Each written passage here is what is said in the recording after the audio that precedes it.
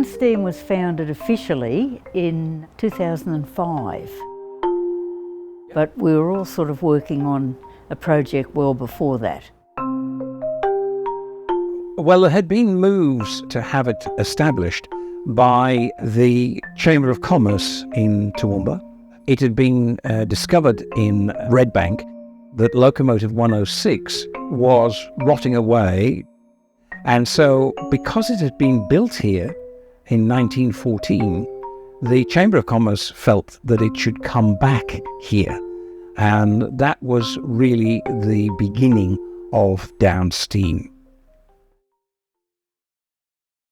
It had travelled, when we got it, something like 1 million miles. It had had a very long service. I can't remember the exact date of when it came out of service. It was somewhere in the 60s. But it had been a workhorse all over Queensland, basically. It's an older style locomotive. Initially it was designed in the early 1900s. It was a very basic design. So 106 entered service in 1915 after being built in 1914. Then when she entered service, she did quite a bit for the war effort, where then she went on to just general freight, you know, milk, eggs, all that sort of lovely stuff. The real instigator, well, there were two real instigators, John Peel and a guy called Peter Eldridge, who saw the potential of having a tourist railway in Toowoomba. In early 2000, John Peel rang me and he said, "Now Ros, are you still interested in trains?" I said, "Yes, steam trains." He said, "How about if I can get steam engine 106 up here to Toowoomba, which was the last steam train built at the Toowoomba foundry." Initially, the locomotive went out to Lionel Moore Trailers in Pittsworth. So I rang Lionel Moore, who's got the Big Moore Trailers business in Pittsworth, and he said, "No, I've got a big spare shed here. We'll bring it up and then transport it out to his shed at Pittsworth." So that was where it first started.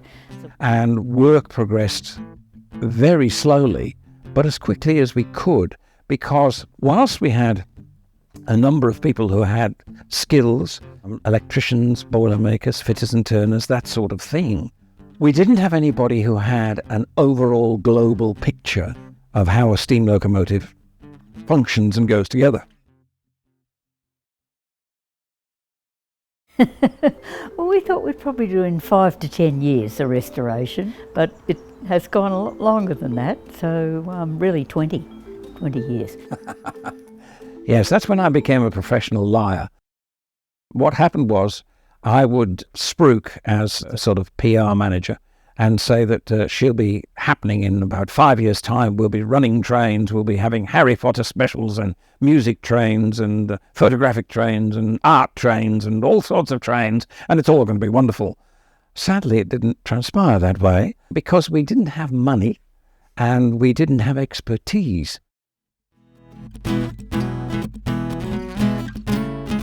That was solved by a man called Andrew Caldwell, and at the time he was a helicopter pilot instructor at Oakey, but his passion was steam engines, and he knew how to restore a steam engine, but more than that, he knew how to assemble a team of people to assist him in the restoration of 106.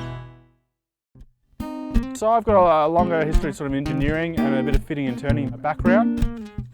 I think it's the connection to the community, particularly that this locomotive was built here in Toowoomba. It served on the Darling Downs before going further north. Absolutely just entrenched in history is something that really got me interested. I think the biggest challenge that we found was initially the people who are able to conduct the restoration, the specialist jobs with the boiler, as well as the funding to sustain that restoration. Until Andrew came, we had been making very slow progress. And also, I think there was a certain reticence by a number of the people we had because they didn't exactly know what went where. So when Andrew was able to come along and practically interpret how to put it together, and just as importantly, inspire a team to do it, then when people began to see that we had some leadership and that we had some expertise, then the whole project began to come together.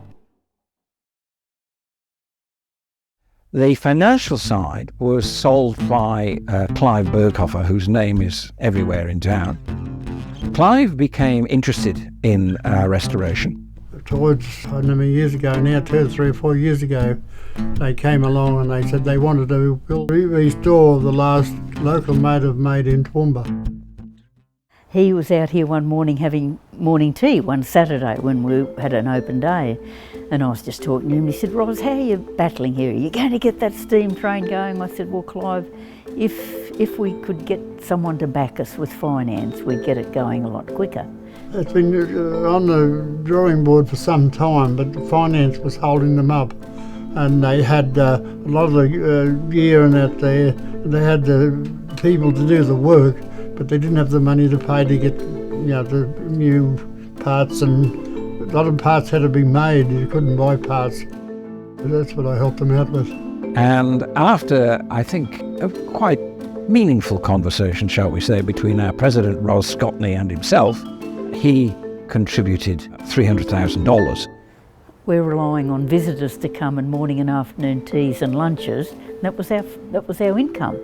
So Clive was very generous to us, and he gave me $300,000, but $100,000 each year, which was great. So we knew our budget. Which meant that we could complete the job.